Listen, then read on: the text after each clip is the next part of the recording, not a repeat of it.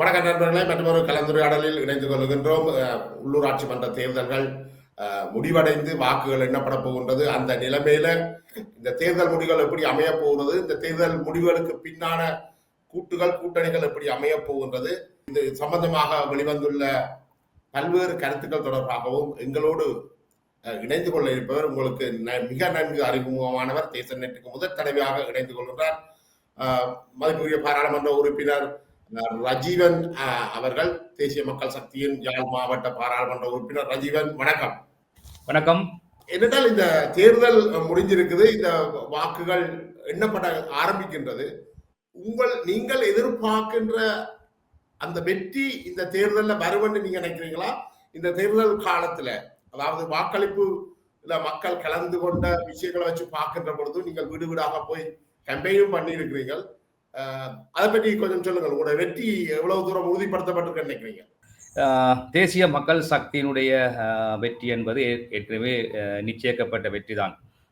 ஏனென்று சொன்னால், கடந்த காலத்திலே யாழ்ப்பாணத்திலே, குறிப்பாக யாழ்ப்பாணத்திலே மக்களிலே பல மாற்றங்கள் தெரிகின்றது. நாங்கள் பாராளுமன்ற தேர்தலிலே கிட்டத்தட்ட 81,000 வாக்குகள் கிடைத்தது. அந்த மேண்டேட், அந்த மக்களின் ஆணை என்பது ஒரு 4 மாதம் 5 மாதத்துல மாறினதாக நான் அறிந்து கொள்ளவில்லை. அங்கே சில விமர்சனங்கள் இருந்தாலும், விமர்சனங்கள் வைக்கிறவர்கள் யாருன்னு சொன்னால், அரசாங்கத்தை வீழ்த்த வேண்டும் அல்லது அதற்கு எதிரானவர்கள் அல்லது சென்ற தடவை பாராளுமன்றத்திலே தோல்வியுற்ற கட்சிகள் எங்களை வீழ்த்த வேண்டும் என்ற ஒரு காரணத்துக்காக பல்வேறு கீழ்த்தரமான வழிமுறைகளை பின்பற்றி எங்களுக்கு எதிர்ப்பு தெரிவித்தாலும், உள்ளே அவ்வாறான சில எதிர்ப்புகள் இருந்தாலும், நாங்கள் மக்களை சென்று சந்திச்சிருக்கின்றோம். நெடுந்தீவிலிருந்து அனடதீவு, புங்குடுதீவு, வேலனை அப்படியே தொடங்கி பருத்தித்துறை முனையிலிருந்து காரநகர், சாவகச்சேரி, சங்கானை என்ற எல்லா இடங்களிலையும் சென்ற பொழுது எங்களை மக்கள் வரவேற்று எங்களோட நன்யோன்யமாக பழகினார்கள். அபிவிருத்தி தொடர்பாக கதைத்தார்கள். ஏனைய பிரச்சனைகள், தமிழ் மக்களின் பிரச்சனை எல்லாம் கதைத்தார்கள். மற்றது தாங்கள் கொடுத்த அந்த சந்தர்ப்பத்தை தொடர்ச்சியாக பயன்படுத்த வேண்டும், எங்கள் கட்சிக்கு நாங்கள் செய்ய விட்டு தான் அதை பார்க்க வேண்டும், அதுக்கான வாய்ப்பு கொடுக்க வேண்டும் என்று சொல்லி பல மக்கள் எங்களோடு இணைந்திருந்தார்கள். பலரும் விருப்பத்தோடு வந்து சந்தித்ததை பார்த்த பொழுது எங்களுக்கு பெரும்பான்மை வெற்றி கிடைக்கும் என்று நாங்கள் அதை நம்புகின்றோம். பாராளுமன்ற இந்த உள்ளூராட்சி சபை தேர்தலில் மக்கள் உங்கள்கிட்ட இருந்து நீங்கள் மக்களோட நேரடியாக கதைக்கின்ற பொழுது அவர்கள் என்னத்தை எதிர்பார்க்கின்றார்கள்? மக்கள் சடுதியான ஒரு மாற்றத்தை உண்மையில் எதிர்பார்க்கின்றார்கள்.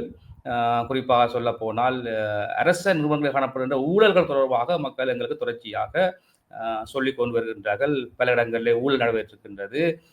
அதே போன்று ஏனைய பல்வேறு துறைகளிலே ஊழல் காணப்படுகின்றது. அதே போன்று இன்னும் சில விடயங்கள், குறிப்பாக மக்கள் கேட்கின்ற விடயங்கள் எல்லாம்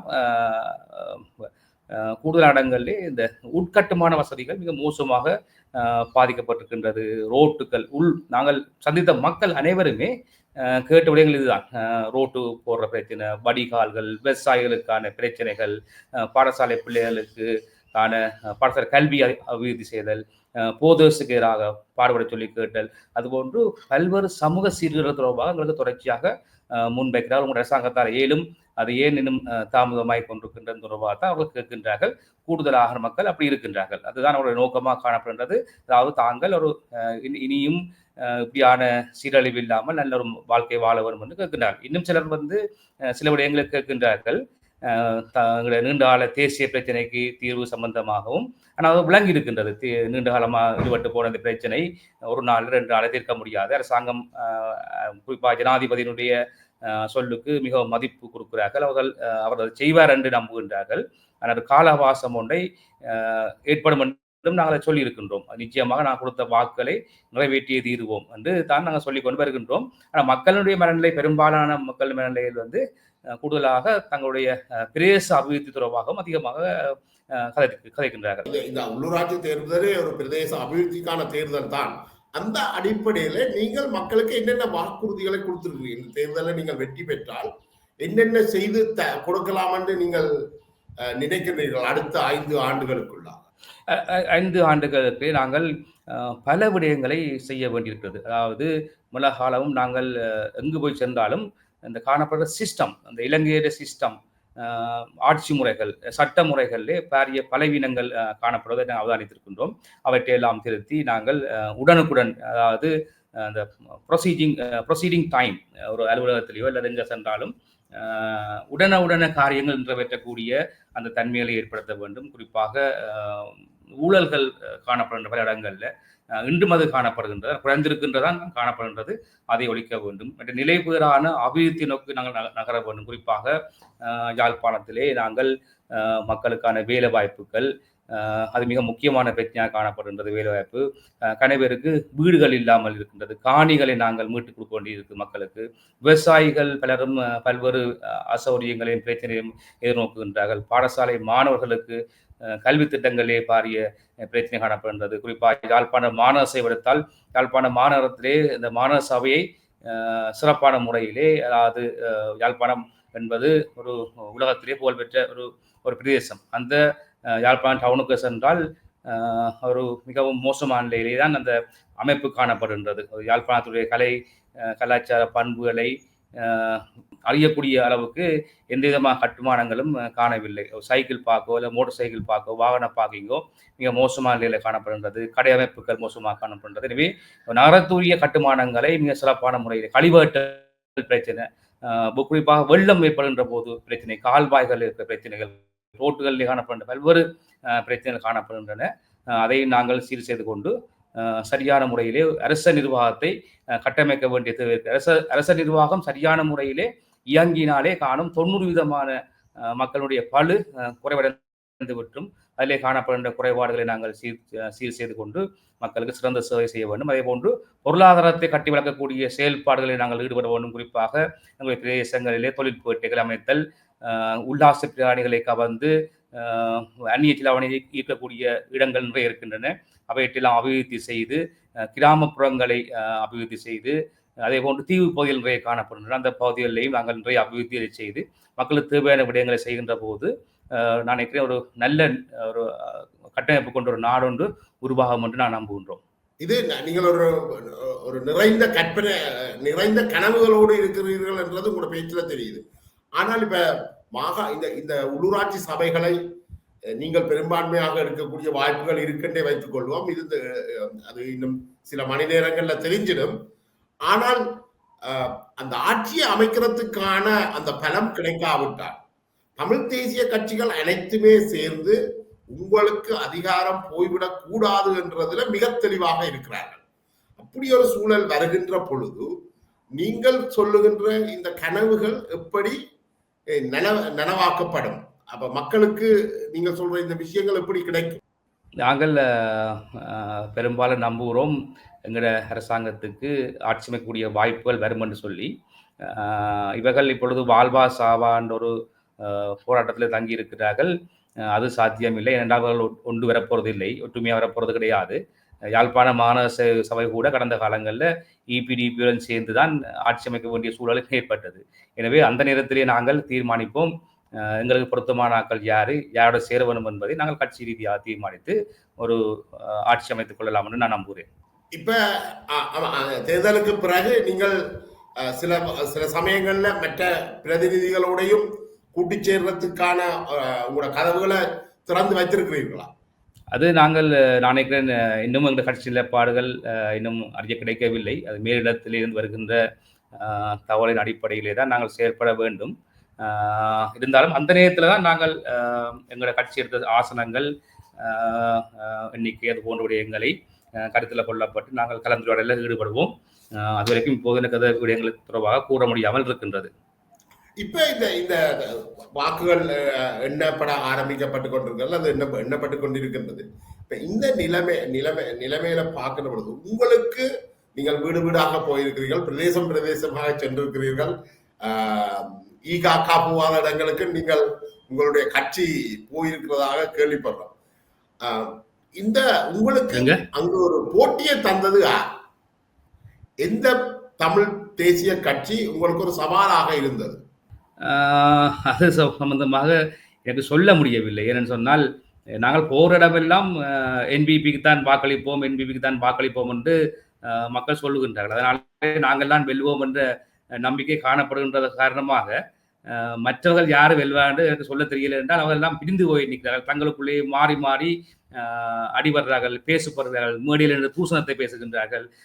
அந்த கட்சி இந்த கட்சி என்று சொல்லி அதை தோக்கடிக்கணும் சொல்றபடியால அவர்களுக்குள்ளே சில இடைஞ்சல்கள் அவர்கள் கூட்டிச் சேர்த்துக்கான வாய்ப்புகள் அரிதாகவே காணப்படுகின்றது. எனவே நாங்கள் அவர்களை ஒரு போட்டியாக தேசிய மக்கள் சக்தி என்ற ரீதியில் நாங்கள் அவர்களை கருதி கொள்ளவில்லை. எனவே நாங்கள் தான் பெரும்பான்மை பலத்தை அடைவோம் என்று நாங்கள் நம்புவோம். இந்த உள்ளூராட்சி தேர்தலை பொறுத்த வரைக்கும் உங்களுக்கு ஒரு போட்டியே இருந்த மாதிரி நீங்க ஃபீல் பண்ணல? அப்படி தெரியல எங்களுக்கு. பெரும்பாலும் நாங்கள் தான் வெல்வோம் என்று தான் மக்கள் கூறுகின்றார். ஆனால் இந்த சமூக வலைத்தளங்கள் வருகின்ற பொழுது சில கணிப்புகள் அதில் பார்க்கக்கூடிய மாதிரி இருக்கின்றது. அதுகள் எவ்வாறானது என்று சொல்ல முடியவில்லை. அது பலரும் யாரென்று தெரியாமல் முகநூலில் முகம் தெரியாமல் எல்லாம் பல விடயங்களை சொல்கின்றார்கள், பேசுகின்றார்கள். அவருடைய கருத்துக்கள் எல்லாம் மிக மோசமாக காணப்படுகின்றது. அதை வைத்துக் கொண்டு நாங்கள் தீர்மானிக்க முடியாது. ஏனென்று சொன்னால் நாங்கள் கடந்த பாராளுமன்ற தேர்தலில் நின்ற பொழுது, நான் குறிப்பாக நின்ற பொழுது பழையிலே இருக்கிற ஒரு ஒரு தமிழ் தேசிய கட்சியினுடைய சாமன் வைஸ் சாமன் நினைக்கிறேன், அவர் சொன்னார் யாழ்ப்பாணத்தை போட்டியில் இருந்த 396 பேரில் முதலாவது தோற்க போறது ரஜீவன் தான் சொன்னார்கள். சரியா, அது ஒன்று எனக்கு மோசமான தாக்கல் எல்லாம் செய்தார்கள். கடைசியாக நாங்கள்லாம் வென்றோம். எனவே மக்கள் அடிப்படை, அதாவது கிராமப்புறத்திலே வாழ்கின்ற மக்களிடம் செல்கின்ற போது மக்களிடம் நல்ல நம்பிக்கை காணப்படுறது எங்கள் மீது. இப்ப அண்மையில நீங்கள் கூட உங்களோட முகநூல்ல பயந்திருக்கிறீர்கள், அந்த 3 கோமாளிகளும் ஒரு பைத்தியமும் என்ற அந்த அந்த சுவரொட்டியை ஒட்டியவர்கள் சைக்கிள் கட்சியை சேர்ந்த சுவரொட்டியும் ஒரே நிறுவனத்தில் தான் பதிப்பிக்கப்பட்டிருக்கிறது என்று. இது தொடர்பாக இந்த உங்கள் மீதான இந்த கோமாளிகள், கத்தரி தோட்டத்து வெள்ளிகள் போன்ற இந்த விமர்சனங்கள் உங்களை எப்படி எதிர்கொள்றீங்க? அல்லது உங்களை துரோகிகள் என்று சொல்றது, கபிலனை எல்லாம் துரோகிகள் என்று எல்லாம் உத்தரவுத்தப்படுறது, இதை நீங்கள் என்னென்ன எதிர்கொள்றீங்க? எல்லாரும் சொல்லுவார்கள் தமிழர்களுக்கு யாரு துரோகம் செய்தது, யாரு துரோகம் செய்யறதெல்லாம் மக்களுக்கும் தெரியும், எங்களுக்கும் தெரியும். இவர்கள் விளையாட்டே அரசியல் தேர்தல் வருகின்ற பொழுதுதான் மக்களை துரோகியாக்கி தாங்கள் மாத்திரம் புனிதர்களாக காட்டுகின்ற இந்த செயல்பாடுகள் நீண்ட காலமாக எனக்கு தெரியும். நீ சொல்ற சைக்கிள் கட்சியை நான் விமர்சிக்க வரவில்லை, இருந்தாலும் அவருடைய செயல்பாடுகள் மிக மோசமானது. நான் முந்திலிருந்தே அவருடைய விமர்சனம் வைத்துக் கொண்டு வருகின்றேன்.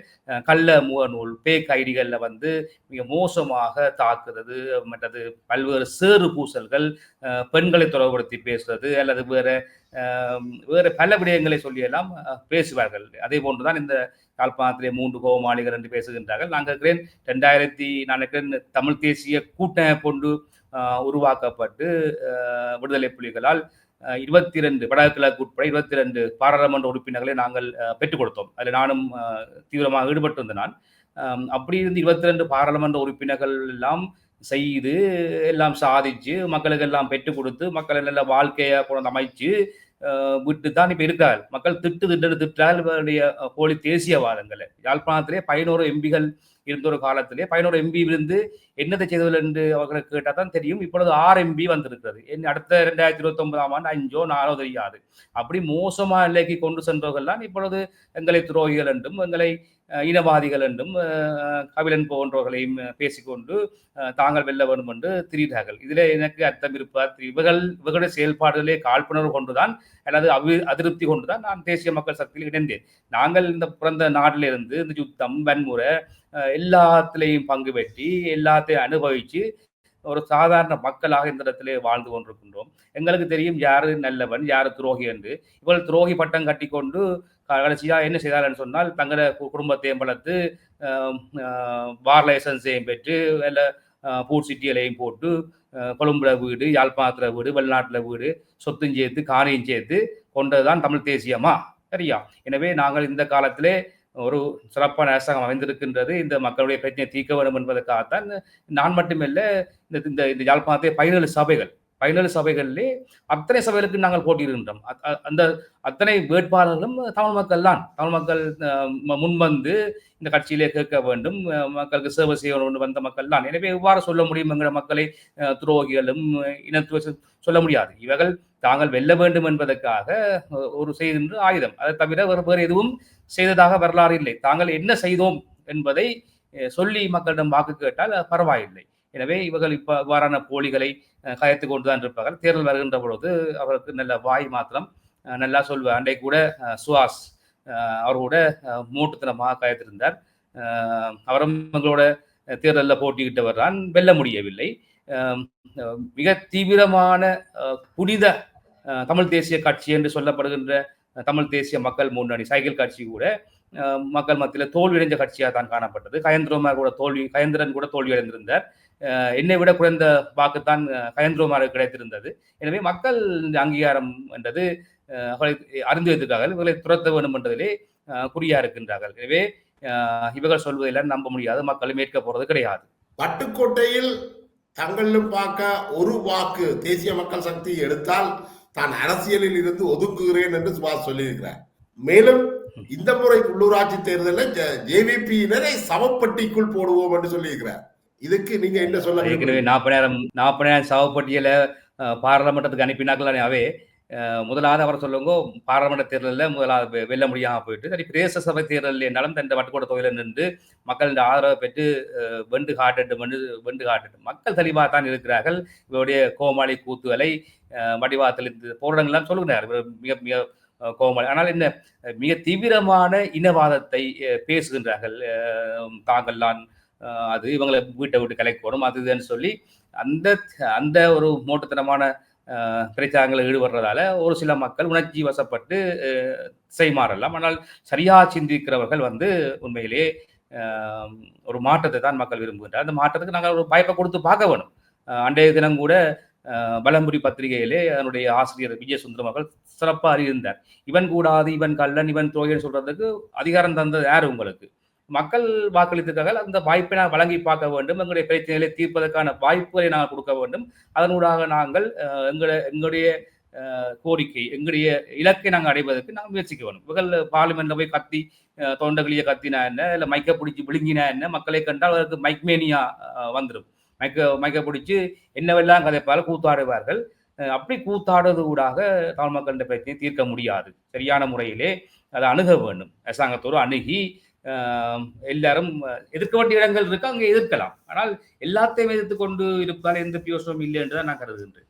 இப்ப இந்த தேர்தல் இந்த விஷயங்களோட உங்களுக்கு இன்னொரு இடத்துல இருந்து வரக்கூடிய விமர்சனங்கள் பாராளுமன்ற உறுப்பினர் அர்ஜுனாவுடைய விமர்சனங்கள். அவர்களும் ஒரு முட்டாள்தனமான பல்வேறு பிரதிபாகங்கள் வைக்கப்பட்டிருக்கு.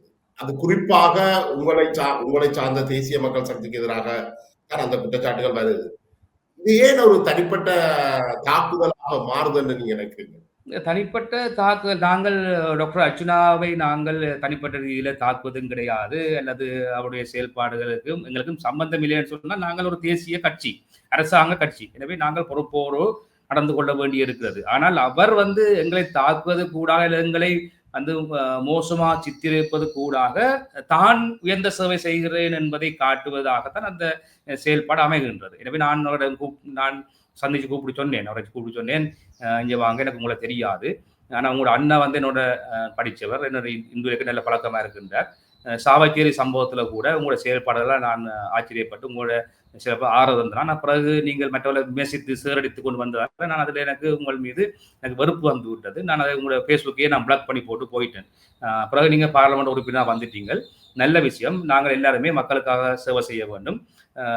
என்ற தமிழ் மக்கள் பாவம், அது யாரை குத்தினாலும் அரிசி ஆகட்டும். நான் ரஜீவன் செய்ததா டாக்டர் அர்ச்சனா செய்ததா எங்களுக்கு தேவையில்லை. ஒரு நல்ல விடயம் வருகின்ற பொழுது எல்லாரும் சேர்ந்து பயணிக்க வேண்டும்.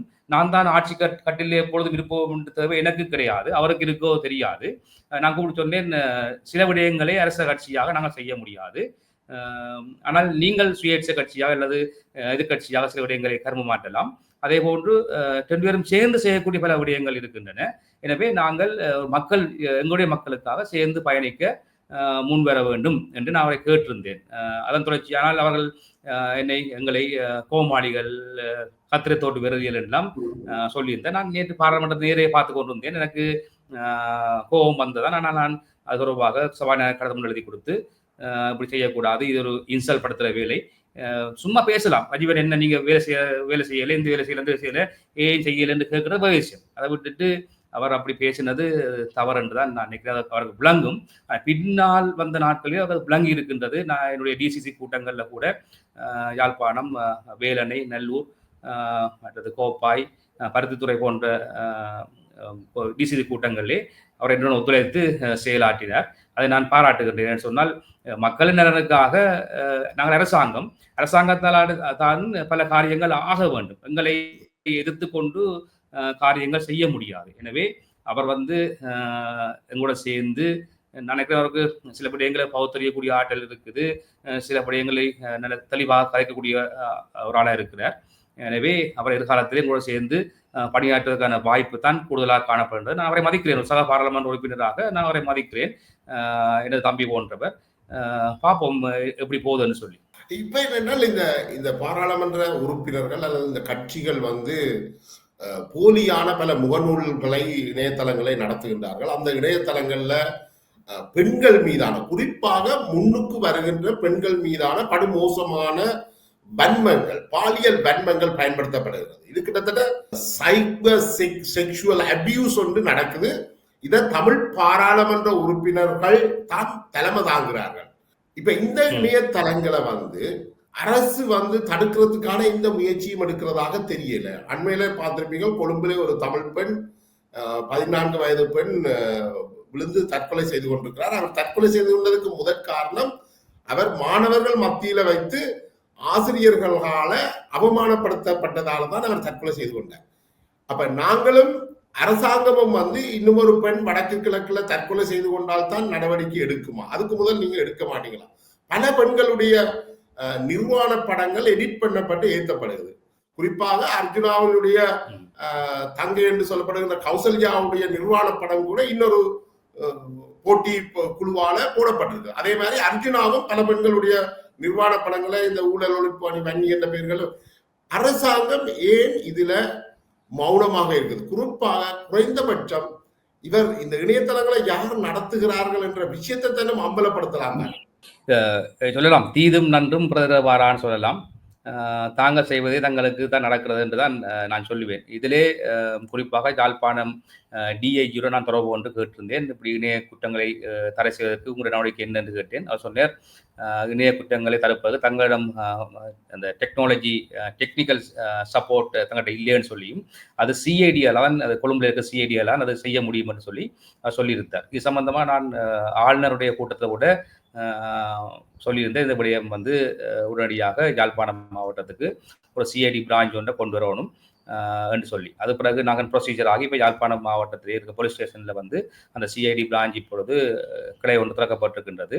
அந்த கிளையிலே நாங்கள் முறையிலே ஆதாரங்களோடு கொடுக்கின்ற பொழுது அது நீதிமன்றத்துக்கு வழங்கப்பட்டு அந்த இணையதளங்கள் அல்லது சமூகம் காணப்படுறது. அது இப்போ அண்மையிலே தான் அது வந்திருக்கின்றது. எனவே இது சம்பந்தமாக நாங்கள் மட்டுமல்ல, சமூக ஆர்வலர்கள், பொதுமக்கள், ஏண்டா பொதுமக்கள் பயப்படுகின்றார்கள். இதை கதைத்தால் நாளை தங்கட நிர்வாணப்படவும் செயற்கையா செய்து போட்டு AI செய்து போட்டு போடுவார்கள். அவன் பொம்பளக்கல்லன் பொறுக்கி அப்படின்னு சொல்லி எல்லாம் இவர்கள் மோசமாக எழுதி மற்றவர்களை வாய் திறக்காமல் வைப்பதற்கான செயல்பாடுகளே காணப்படுகின்றன. அதில் பொதுமக்களும் அச்சப்படுவது நியாயமா இருக்கின்றது. எதிர்வரும் நாட்களிலே அல்லது எதிர்வரும் காலங்களிலே இதுக்கு முறையான நடவடிக்கை எடுக்கப்பட்டு இதை தடுத்து நிறுத்துவதற்கான வாய்ப்புகள் அதிகமாக காணப்படுகின்றதா நான் நம்புகிறேன். இப்ப இந்த உள்ளூராட்சி தேர்தலில் கபிலன் பல்வேறு கனவுகளை முன்வைத்திருந்தார். அதே போல மட்டக்களப்பு மாவட்ட மேயர் உறுப்பினர் பிரேமகுமாரும் பல்வேறு விஷயங்களை சொல்லியிருந்தார். இப்ப இருக்கிற நகர சபை, நீங்கள் வெற்றி பெற்று நீங்கள் விரும்பியது போல, நீங்கள் எண்ணுவது போல நீங்களே வெற்றி பெற்று அதிகாரத்துக்கு வந்தார். இப்ப இன்றைக்கு இருக்கிற இந்த மாகாண சபை, இந்த உள்ளூர் யாழ் நகரம், மற்ற நகரங்கள், நீங்கள் வெற்றி கொள்ளக்கூடிய நகரங்கள் எப்படியெல்லாம் மாறும் என்று நீங்க நினைக்கிறீங்க அடுத்த 5 ஆண்டுகள்ல? இல்ல, அதுலதான் நாங்கள் உண்மையிலேயே எனக்கு கனவு இருக்கின்றது. யாழ்ப்பாண மாநகரம் என்றால் யாழ்ப்பாணத்துக்குரிய அந்த அம்சங்களோடு காணப்பட வேண்டும் என்பதிலே எனக்கு மிக விருப்பம் காணப்படுகின்றது. எனவே நாங்கள் அதை மாற்றியமைக்கிறதுக்கான ஒரு முயற்சியாகத்தான் நாங்கள் விரிவுரையாளர் கபிலனை கொண்ட நாங்கள் அவர்கள் அந்த சரியான அந்த ஐடியா அவர் வச்சிருக்கின்றார். எனவே ஒரு 5 வருஷம் ஆட்சியில் நான் நினைக்கிறேன் ஒரு ஏனைய மாவட்டங்கள் காணப்படுகின்ற அல்லது ஒரு மாடல் சிட்டியாக நாங்கள் யாழ்ப்பாணத்தை மாற்றுவதற்கு நடவடிக்கை எடுக்க வேண்டும். ஆனால் எங்களோட நாங்கள் என்ன செய்தாலும் அதை எதிர்க்கின்ற கூட்டங்கள் அவர்கள் இந்த அளவுக்கு ஒத்துழைப்பான்னு தெரியாது. இருந்தாலும் நாங்கள் மத்திய அரசு இருக்கின்றது, நேரடியாக அமைச்சர் இருக்கிறார்கள், பாராளுமன்ற உறுப்பினர் இருக்கிறார்கள். இப்போ எங்களுடைய அந்த உதவியோடு நாங்கள் எதிர்பார்க்கின்ற அந்த ஒரு நல்ல மாற்றத்தை கிராம நகர மாநகரங்களை சரியான முறையிலே ஒரு அழகான இடங்களாக மற்றவர்களை கவரக்கூடிய, குறிப்பாக சொல்லப்போனால் இந்த முக்கியமான பிரச்சனை இந்த டாய்லெட்ஸ். அது பாடசாலையிலும் சரி, பல்கலைக்கழகத்திலும் சரி, வைத்தியசாலைகளிலும் சரி, பஸ் நிலையங்களிலும் சரி, மிக மோசமாக பராமரிக்கப்பட்டு வருகின்ற விடயம்தான் இந்த டாய்லெட்ஸ். இந்த டாய்லெட்ஸ்கள் எல்லாம் கூட நாங்கள் சரியான முறையிலே பேணி மக்களை பல உல்லாச பிரயாணிகள் இங்கே வரத்துக்கு ரெடியாக இருந்தாலும் அது இந்த விடயங்கள் அடிப்படை விடயங்கள் காரணமாக பஸ் குறும் சர்வீஸ், அதாவது ஷோர்ட் சர்வீஸ் பஸ்ஸுகள், அப்படியான விடயங்கள், நடைபாதைகள், அதே போன்று செப்பரேட் இடங்களை நாங்கள் ஒவ்வொன்றுக்கும் நாங்கள் அலோகேட் பண்ணி சரியான முறையில் நிர்வகித்தால் எங்களுடைய பிரதேசங்கள் மற்ற இடத்தை விட அழகாக இருக்கும். ஆனால் எந்த அளவுக்கு எங்களோட மற்ற பாட்டி அவள் இந்த நாய்க்கு சாப்பாடு வைத்தால் அதை எல்லா நாயிலும் சேர்ந்து அடிபட்டு குறைச்சி அடிபட்டு எல்லாம் பிச்சறிஞ்சு விட்டுருவார்கள்.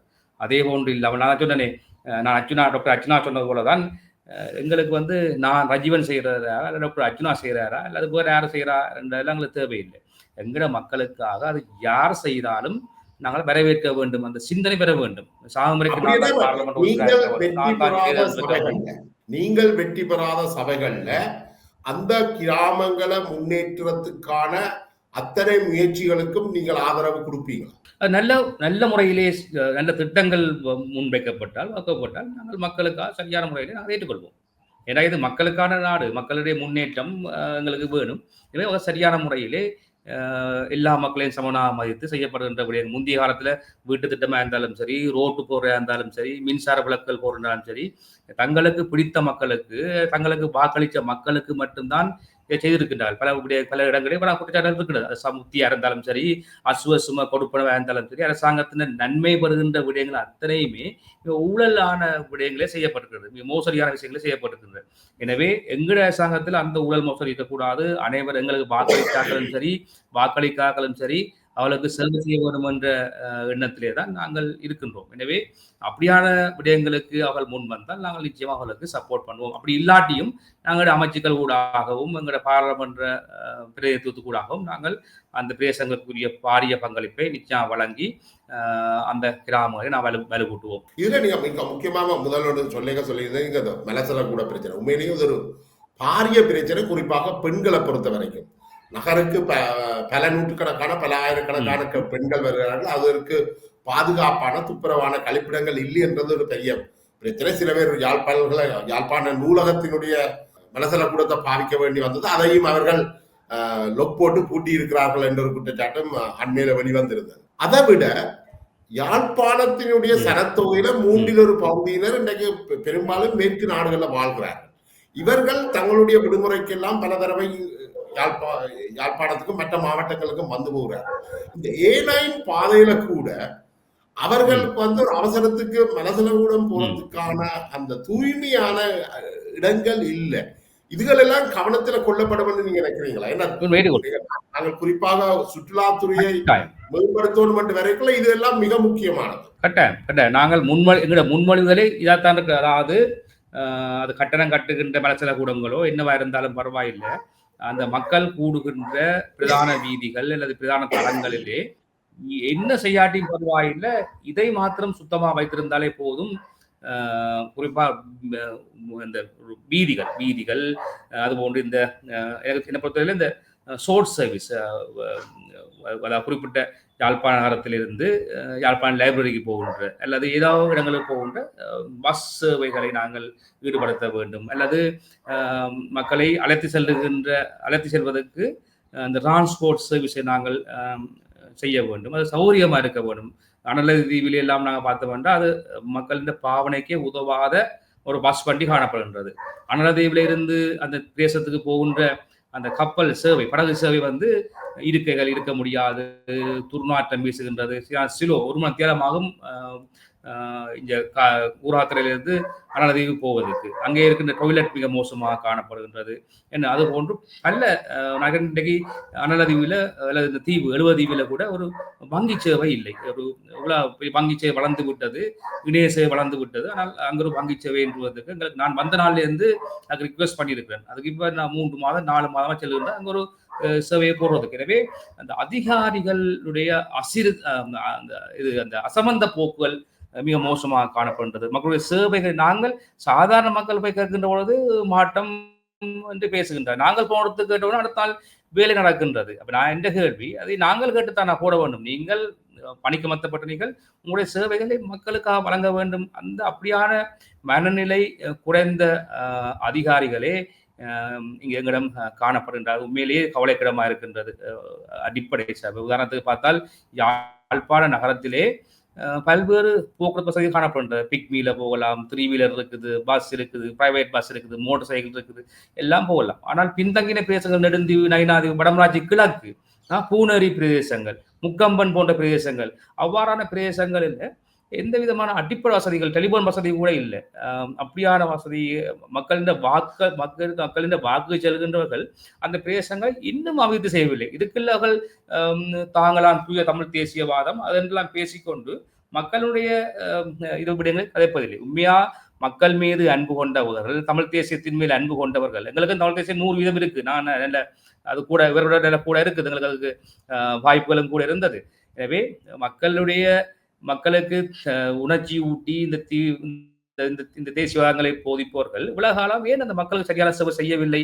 அல்லது ஏன் அவர்கள் தங்கள் பதவியை ராஜினாமா செய்துட்டு போகட்டாம், அல்லது ஏதோ மூட்டார்கள் சொல்லுகின்றார்கள். இவ்வளவு காலம் இவர்கள் ஏன் பதவியை ராஜினாமா செய்துட்டு போகவில்லை என்றால் அந்த ஆட்சி அதிகாரம் அது இந்த ஒன்றை மாற்றம் நினைகளோடும் இனி தேசிய மக்கள் சக்தியின் ஆட்சியில யாரும் இந்த அனுபவிக்க முடியாது, திருட முடியாது. முக்கியமாக கவனம் மேற்கொள்ளும். இங்கே வந்தால் பெரிய வீடு கட்டலாம், வாகனம் வாங்கலாம், செல்வச்செழிப்போடு வாழலாம் என்ற எண்ணங்களை தவிர்த்திட வேண்டும். எங்கள் அரசாங்கம் சரியான முறையில் ஆட்சி அமைத்திருக்கின்றது, பெரும்பான்மையான பலமாக இருக்கின்றது. இந்த நாட்டை நாங்கள் சரியான முறையிலே உருவாக்கி விடுத்த நாங்கள் வந்து ஆட்சியை கொடுப்போம். அதுவரைக்கும் நாங்கள் மிக பலமாகத்தான் மக்கள் மத்தியில் இருப்போம். மக்களுக்கு தேவையான விடயங்களை நாங்கள் செய்தே கொடுப்போம். இப்ப இந்த உள்ளூராட்சி சபைகள்ல இருக்கிற இன்னொரு பெரிய சிக்கலான விஷயம் வந்து இந்த நீங்கள் சொல்லியிருந்தீங்க போக்குவரத்து. இதுல உள்ள அடுத்த பிரச்சனை வந்து கடந்த ஒரு வருஷத்துல யாழ்ப்பாணத்துல வந்து இந்த வெக்கை காரணமாக அல்லது ஹீட் வேவ்ஸ் வெப்ப கதிர்வீச்சு காரணமாக 8 பேர் மரணமாயிருக்கிறார். அப்படி என்று சொல்லுங்கள், இந்த மலசலகூடங்கள் எவ்வளவுக்கு முக்கியத்துவமோ நீர் தாங்கி சாலை, அதாவது தாக சாந்தி நிலையங்களும் முக்கியமாக படுது. பாடசாலைகளும் சரி, பொது இடங்களும் சரி, யாழ் நகரத்தின் மையப்பகுதி ஏனைய பாகங்களுக்கு இதுகளும் வந்து ஒரு மிக முக்கியமான கருத்தில் எடுக்கப்பட வேண்டிய ஒரு விஷயமாக இருக்குது. அது சம்பந்தமாகவும் நீங்கள் நினைக்கிறேன் கவனத்தில் எடுக்கணும் நினைக்கிறேன். இன்னொரு இதோண்டு நான் நினைக்கிறேன் நீங்கள் எவ்வளவு தூரம் சம்பந்தமாக சொல்லுங்க. நீங்க சொல்ற சரி. என்னன்னா பாராளுமன்ற அந்த கிளைமேட் கமிட்டி அந்த கமிட்டிலே நான் உறுப்பினராக இருக்கின்றேன். கடந்த நேற்றுக்கு முதல் நாள் கூட அந்த Zoom மீட்டிங்ல கலந்து கொண்டிருந்தேன்.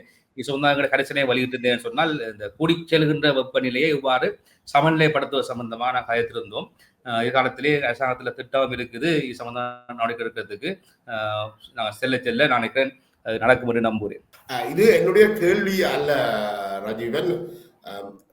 இந்தியாவில் தமிழ்நாட்டில் வந்து கோயம்புத்தூர் என்ற இடத்துல ஓடந்துறை என்ற ஒரு கிராமம் இருக்குது. அங்க ஒரு நகராட்சி மன்றம் வந்து ஓடந்துறை ஆர் சண்முகம் என்பவர் வெற்றி பெற்று ஒரு 20 ஆண்டுகள்ல அந்த கிராமத்தை ஒரு மாதிரி கிராமமாக மாற்றி உலகத்தின் மிகச்சிறந்த கிராமங்களில் ஒன்றாக அதை கொண்டிருக்கிறார். என்னுடைய விருப்பங்கள் ஒன்று என்னென்றால் இந்த தேசிய மக்கள் சக்தி அவரை ஒருக்கா வடக்கு கிழக்குக்கு வரவழைத்து அல்லது இலங்கைக்கு வரவைத்து அவருடைய அந்த திட்டங்களை அமுல்படுத்துறதுக்கு ஒரு ஒரு முன்முயற்சி எடுக்க மாட்டாங்க. பெரிய செலவும் ஏற்படாது. ஏன்னா உலகத்துல 40 நாடுகளை சேர்ந்தவர்கள் அந்த ஓடந்துறை கிராமத்துக்கு போய் அங்க நடந்த அபிவிருத்திகளை எல்லாம் பார்வையிட்டு அவர் பல்வேறு விருதுகளையும் எடுத்திருக்கிறார். அவரும் ஒரு தமிழர் என்ற அடிப்படையில நான் நினைக்கிறேன் அவ்வாறான முன்னுதாரணங்கள் வந்து எங்களுக்கு பெரிய உதவியாக இருக்கும் நினைக்கிறேன். இதை ஒருக்கா நீங்கள் கவனத்துல எடுக்கிறது நல்லவன் நினைக்கிறேன். நிச்சயமாக எனக்கு ஒரு ஆசை. இந்த குஜராத் இந்தியாவிலே இந்த குஜராத் மாநிலத்தை நான் போய் பார்க்க வேண்டும் என்று நான் விரும்பியிருந்தேன். அன்றைய தினமும் இந்தியாவிலிருந்து ஒரு பாராளுமன்ற உறுப்பினர் வந்திருந்தார், இளம் பாராளுமன்ற உறுப்பினர். அவருக்கு சொல்லியிருந்தேன், நான் இந்தியா வேகமாக முன்னேறி இருந்த நாடு, அதிலே குறிப்பாக குஜராத் மாநிலம் வந்து மோடி நரேந்திர மோடி அவர்கள் ஆட்சி செய்த பிரதேசம். அந்த பிரதேசம் எவ்வாறு வளர்ச்சி அடைஞ்ச என்ற அனுபவத்தை பெற வேண்டும் என்று நான் கூறியிருந்தேன். நிச்சயமாக அழைப்பதாக கூறியிருந்தார். அதுபோன்று நீங்கள் சொல்லுகின்ற போன்று அவர்களையும் இங்கே அழைத்து நாங்கள் எதிர்காலத்தில் எவ்வாறு திட்டங்களை இட வேண்டும், அதான் எங்கள் நோக்கமாக காணப்படுகின்றது. என்றால் எங்களுக்கு நிலைபெறான அபிவிருத்தி என்பது மிக முக்கியமானது. அதைத்தான் மக்களும் விரும்புகின்றார்கள். எனவே மக்கள் விரும்புகின்ற ஒரு மாற்றத்தை ஏற்படுத்த வேண்டியதான் எங்களுடைய அரசாங்கத்துடைய பொறுப்பு. அதை நாங்கள் நிச்சயமாக வெல்வோம். அதுக்கு முன்னர் இந்த சிலர் மிக மோசமான தனி மனித தாக்குதல் ஈடுபடுகின்றார்கள். எங்களை அழிக்க வேண்டும், அல்லது தாங்கள் இனி ஊழலை செய்ய முடியாது, அல்லது இனிமேல் தாங்கள் பழைய இது போன்று செயல்பட முடியாத காரணத்தால் அதையே நாங்கள் சமாளித்துக் கொண்டு அவர்களையும் நாங்கள் வெல்ல வேண்டும். அதே போன்று இந்த தேசத்தை நாங்கள் கட்டி வளர்க்க வேண்டும். நான் நினைக்கிறேன் அது நிச்சயமாக எங்களுடைய ஆட்சி காலத்தில் நடக்கும் என்று நம்புகிறேன். உரையாடல் நின்று கொண்டே போகிறது, கேள்விகளும் பல இருக்க இருந்தாலும் நாங்கள் அதை நேரம் கருதி நாங்கள் இதை முடிச்சுக் கொள்வோம் நினைக்கிறோம். அதுக்கு முதல்ல நீங்கள் குறிப்பிட்டிருந்தீர்கள், எங்கள் மீதான விமர்சனங்கள் வருது, தமிழ் தேசியத்துக்கு எதிரானவர்கள் துரோகிகள் அப்படியெல்லாம்.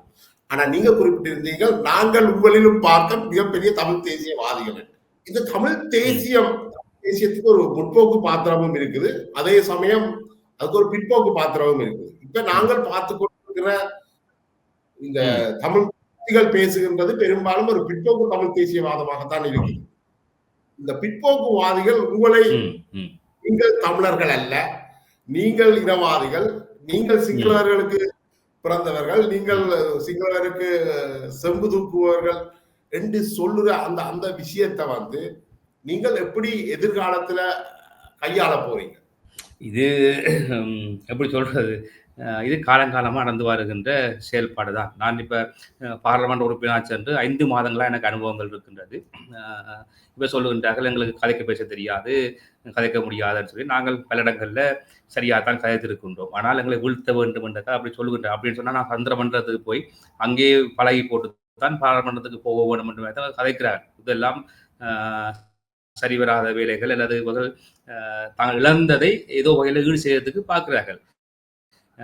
என்னை பொறுத்தவரை நான் சொல்கிறேன் என்று சொன்னால், பாராளுமன்றத்தில் 5 மாதங்களும் நான் பார்த்துக்கிறேன். வருவார்கள் தமிழ் தேசியம் கதைக்கிறேன்னு சொல்லி வந்து கொண்டு தாங்களுக்கு வழங்கப்பட்ட நேரம் மட்டும் வந்து சத்தம் போட்டு கத்தி பேசுவார்கள். அது அங்காங்கே செய்திகள்லையும் கன்சார்ட்லையும் வந்து கிடக்கும். அது பிறகு நிம்மதியாக போய் படுத்து விடுவார்கள். இதுவரைக்கும் நாங்கள் பல்வேறு இடங்களுக்கு, எனக்கு எம்பியா வந்த நாளிலிருந்து 5 மாதங்களுக்கு போகாத இடங்களும் இல்லை, சந்திக்காத மக்களும் இல்லை.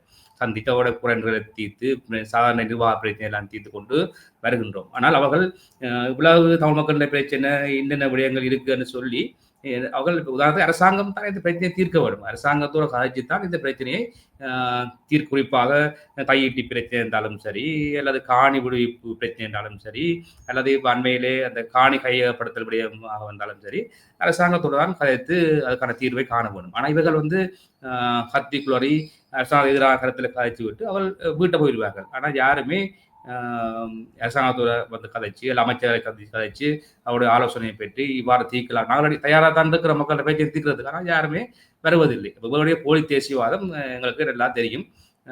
அதை தவிர இவர்கள் துரோகிகள், இன துரோகிகள் என்று சொல்வது எங்களை விட இவர்கள்லாம் உண்மையிலே துரோகிகள் என்றுதான் மக்கள் இப்பொழுது நினைத்திருக்காரு நான் நினைக்கிறேன். நாங்கள் சுத்த தமிழர். என்ன பொறுத்தவரையில் நான் வாழுகின்ற பூமி, இந்த பூமியிலே எனக்குரிய மொழியை நான் பேசிக்கொண்டு எங்களுடைய கலை கலாச்சார விழுமிய பண்பாடுகளை நான் பரப்பிக்கொண்டு ஒரு இனமாக, ஒரு தேசிய இனமாக நான் வாழ்வதுதான் என்னுடைய தமிழ் தேசியம் என்று நான் நம்புகிறேன். எனவே அந்த எங்களுடைய இருப்புக்கு, எங்களுடைய தேசிய இருப்புக்கு, அல்லது எங்களுடைய மொழிக்கு, அல்லது எங்களுடைய இடத்துக்கு, எங்களுடைய கலாச்சார பண்பாடுகளுக்கு ஏற்பட்டால் நாங்கள் ஒருபோதுமே விட்டு கொடுக்க போகிறது கிடையாது. அதற்கு எங்களுடைய கட்சி கூட ஆதரவாக தான் இருக்கும் என்று சொன்னால் அவள் அப்படியான ஒரு இனவா சிந்தனையும் வெளிப்படுத்தவில்லை. எனவே நான் இப்போது சொல்கின்றேன், எங்களுடைய மக்களுடைய பிரச்சனைகள் ஒரு தேசிய பிரச்சனையாக கருதப்பட்டு, தேசிய மக்களாக கருதப்பட்டு, இலங்கையில் வாழ்கின்ற அனைவரும் சமனான மக்களாக, சமனான உரிமை கொண்டோராக மதிக்கப்படுகின்ற நாள் இன்றைக்கு வருகிறதோ அப்பொழுதுதான் அந்த எங்களுடைய நாடு ஒரு வெற்றியடைஞ்ச நாடாக இருக்கும். அதுக்காகத்தான் எங்களுடைய அரசாங்கம் வந்து பாடுபடுகின்றது. அது நான் செய்தா என்ன, நீங்க செய்த நாங்கள் சொல்ல போனால் தேசிய கட்சியிலே இருந்து செயலாற்றுகின்றவர்கள். எனவே எங்களுக்கு நல்லா தெரிஞ்சிருக்கிறது மக்களுடைய பிரச்சனை இது, மக்கள் என்ன பிரச்சனை இருக்கின்றது. எனவே நாங்கள் ஒரு பொறுப்பான கட்சியாக மக்களுடைய பிரச்சனை நாங்கள் தீர்ப்பதற்காக முழுமையாக பாடுபடுவோம். இவர்கள் சும்மா தேர்தல் காலத்தில் வருகின்ற புற்றிசல் போல கத்திக் கொண்டிருப்பார்கள். பல போலி செய்திகளை கூட சொல்லிக் கொண்டிருக்கிறார்கள். இன்றைய கூட பார்த்தேன் அஜீவன் எம்பியை கட்சியிலிருந்து விலக்கிட்டாங்கன்னு சொல்றாங்க. சரியா, இப்படியெல்லாம் நாங்களை அடித்து கலைக்க வேணும் அல்லது அப்படியான நோக்கங்களுக்காக சில புல்லுரிவுகள் செயல்படுகின்றன. அது மக்களுக்கு தெரியும். அப்படியாகவே மக்கள் ஏற்றுக்கொள்ளப் போவது கிடையாது. இது மக்கள் தெளிவாக இந்த சூழலை புரிந்து வைத்திருக்கிறார்கள். மக்களுக்கு நல்ல தெளிவு ஏற்படுகிறது. கடந்த காலங்களில் தாங்கள் எவ்வாறு ஏமாற்றப்பட்டோம் என்பதும் மக்களுக்கு தெளிவான தெளிவு இருக்கின்றது. சரியா, எனவே உண்மையிலே ஒரு சமாதானத்தை விரும்புகின்ற இப்ப பாராளுமன்ற உறுப்பினர் அர்ஜுனாவோ அல்லது பாராளுமன்ற ஸ்ரீதரனோ கஜேந்திரகுமாரோ இவர்கள் பாராளுமன்றத்துல அந்த குறிப்பிட்ட அந்த நேரத்தில குரல் எழுப்புவது, கோஷம் போடுவது என்றதோட அவர்கள் இந்த பிரச்சனையை தீர்க்க விரும்பலைன்னு சொல்றீர்கள். இந்த பிரச்சனையை தீர்த்தால் அவர்களுக்கு அரசியல் எதிர்காலமும் இல்லை, அடங்கி விடுகிறார்கள், செய்யலாது, வரையலாது. அவர்களுக்கு சிலருக்கு பிரேசமாக பேசித்தான் அரசியல் வர வேணும். சரியா, இப்ப வர வேணும். சில பேருக்கு தேசியவாதத்தை பேசிதான் மக்கள் ஏதோ கொஞ்சம் வாக்களிப்பார்கள். அப்படியான நிலையில் இருக்க அதை அவர்கள் மெயின்டைன் பண்ணணும். அந்த விஷயத்தை மெயின்டைன் பண்ணினால்தான் பிரச்சனை தீரக்கூடாது. இந்த பீகாரை அப்படியே இருக்க வேணும் எந்த வகையில அவர் செயல்படுகின்றார்கள். எனவே அவள் மிக போலியானவர்கள் என்பது வெளிப்படையாக மக்களுக்கு தெரியும். இப்ப இது அடுத்த இன்னொரு 4 ஆண்டுகள் அடுத்த ஜனாதிபதி தேர்தல் 2029 ஆகஸ்ட்ல நடக்கிறதுக்கு முன்பாக இந்த தையிட்டி விகார பிரச்சனை, அடுத்தது பயங்கரவாத தடை சட்டம் நீக்கிறது, மற்றது இந்த காணி விடுவிக்கின்ற இந்த விஷயங்கள் வந்து பெரும்பாலும் முடிவுக்கு வந்துவிடும் நினைக்கிறீங்களா? இல்லை, அதுதான் எங்களுடைய அரசாங்கத்தின் கோஷமாக காணப்பட்டது. எங்களுடைய கொள்கையில கூட பயங்கரவாத தடை சட்டத்தை நீக்கிறதாகத்தான் எங்களுடைய கொள்கையில இருக்கின்றது. அதை நான் நம்பினேன், வாசித்தேன், அது சம்பந்தமாக ஜனாதிபதி கருத்திருக்கின்றார். எனவே அதை நாங்கள் ஒரு சரியான முறையிலே செய்வதற்கு அரசாங்கம் நடவடிக்கை எடுத்திருக்கின்றது. அதே போன்று இந்த காணிகளை விடுதலை செய்வதற்கு அரசாங்கம் முழுமையான முயற்சிகளை செய்து கொண்டு வருகின்றது. எனவே காணிகளை நிச்சயமாக மக்களுடைய காணிகள் மக்களுக்கு நிச்சயமா திருப்பி கொடுப்போம். அதுபோன்று நான் பல டிசிசி கூட்டங்களிலே தீர்மானம் எடுத்து அந்த காணிகள் விடுதலை செய்ய சொல்லி கேட்டுக்கொண்டிருக்கின்றோம். எனவே படிப்படியாக அந்த காணிகள் விடுவிக்கப்படும். அதே போன்று நாங்கள் என்னென்ன வாக்குறுதி கொடுத்தோமோ அத்தனை வாக்குறுதிகளும் படிப்படியாக எங்களுடைய ஆட்சி காலத்துக்கு முதல் நிறைவேற்றப்படும். அப்பொழுது மக்கள் தீர்மானிப்பார்கள் இந்த அரசாங்கம் தொடர்ந்து நீடிக்க வேண்டுமா இல்லையாண்டு. எனவே நான் நினைக்கிறேன் இந்த அரசாங்கம் தொடர்ச்சியாக நீடிக்கும். ஏனென்றால் இனி இந்த நாட்டை ஆள்வதற்கு தகுதியாக தலைவர்கள் இல்லை. எனவே சரியான இடத்தில் இருக்கின்ற ஆட்சியை தமிழ் மக்கள் சிங்கள மக்களோ முஸ்லிம் மக்களோ பயன்படுத்தி இந்த நாட்டை ஒரு வன்முறையற்ற, ஒரு அமைதியான, இனவாதம் இல்லாத, மதவாதம் இல்லாத, எல்லாரும் சமனாக மதிக்கக்கூடிய ஒரு நாடாக என்றைக்கு நான் மாற்றமோ அன்றைக்கு தான் அந்த தேசம் விடுதலை பெறும். இல்லைன்னு சொன்னால் மீண்டும் முருகன் வேதாளம் மாறிக்கொள்ளும் போல அந்த அன்போடு சொல்ல முடியாது. ரெண்டு கேள்வியோட நிறுத்திக் கொள்ளலாம் நினைக்கிறேன். ஒன்று வந்து இந்த காணி பிரச்சனை, அன்றைக்கு அரசாங்கம் காணிகளை மெல்ல விடுவித்து வருது, வீதிகள் திறக்கப்படுகிறது, அந்த வீதிகளில் போக்குவரத்து வசதிகளும் செய்து கொடுக்கப்படுகிறது, வரவேற்க வேண்டிய ஒன்று. அதே சமயம் தற்பொழுது காணியை சுவீகரிக்கிறதுக்கான ஒரு சுற்று நிறுவனம் வெளியிடப்பட்டிருக்கிறது. அதுல ஒரு தகவல் ஒன்று சொல்லப்படுகிறது. இந்த யாழ்ப்பாணத்தையும் மட்டுமல்ல, பொதுவாக எல்லா பிரதேசங்களிலையும் இந்த அரசு அதிகாரிகள் அரச காணிகளை அபகரிக்கிறார்கள் என்ற ஒரு குற்றச்சாட்டு இருக்குது. அரசாங்க காணிகளை தங்களுடைய உறவுகளுக்கு விற்று அதன் பிறகு கைமாற்றி அப்படியே தன்முனைவை ஆக்குகிறார்கள் என்ற ஒரு குற்றச்சாட்டு இருக்குது. இந்த காணிகள் இப்பொழுது அறிவிக்கப்பட்ட சுற்றுரிமத்தில் சொல்லப்படுற காணிகள் அப்படிப்பட்ட காணிகள் தான் இது அரச காணிகளாக இருந்தது, தற்பொழுது அபகரிக்கப்பட்ட காணிகளாக இருக்குது. அது அந்த தெளிவுக்காகத்தான் இது செய்யப்படுதுன்னு சொல்றது, அதுல ஏதாவது உண்மை இருக்கா? இல்ல, இந்த விடயம் சம்பந்தம் எனக்கு உண்மையிலே ஆழமான அறிவு கிடையாது. ஏன்னு சொன்னால் இது அரசாங்க அதிகாரிகளுக்கு தான் அந்த ஆழமான அறிவு இருக்கும் என்று நான் நம்புகிறேன். இது அன்றைக்கு நினைக்கிறேன் சட்டத்தரை சுமந்திரன் அவர் கூட இது அரசாங்கத்தினுடைய சாதாரண நடவடிக்கை தான். ஆனால் யுத்தத்தால பாதிக்கப்பட்ட கேசங்கள் என்றபடியால கால அவகாசம் காணாது என்று குறிப்பிட்டிருந்ததை நான் பேட்டிகளிலே பார்த்திருந்தேன். அதன் பிறகு வடமாகாண ஆளுநர், யாழ்ப்பாணத்தினுடைய அரசாங்க அதிபர், கிளிநொச்சி மாவட்ட அரசாங்க அதிபர், அதே போன்று வடமராட்சி கிழக்கு ஏனைய பிரதேச செயலாளர் தொடர்பு கேட்டிருந்தேன். குறிப்பாக கடந்த காலங்களிலே பல அரசியல்வாதிகளால் வெளிப்படுத்தல் உறுதி, கள்ள உறுதி முடிக்கப்பட்டு அந்த காணிகள் மாற்றிருப்பதாக தெரிவித்தார். குறிப்பாக வடமராட்சி கிழக்கிலே அரச காணி எது, தனியார் காணி எது என்று அடையாளம் விட முடியாமல் இருப்பதாக நான் தினம் வடமராட்சி கிழக்கிலே சென்றிருந்த பொழுது பலரும் செய்த முறைப்பாடு இந்த காணி பிரச்சனை. அது கள்ள உறுதி, அரச காணி இருக்கிறார்கள் அல்லது பலர் அந்த காணியை சுருட்டி விட்டார்கள் என்பது தொடர்பாகத்தான் பலரும் முறைப்பாடு செய்திருந்தார்கள். எனவே அவருடைய பொதுவான கருத்தின்படி சாதாரணமான நடவடிக்கை அரச காணிகள் தான்.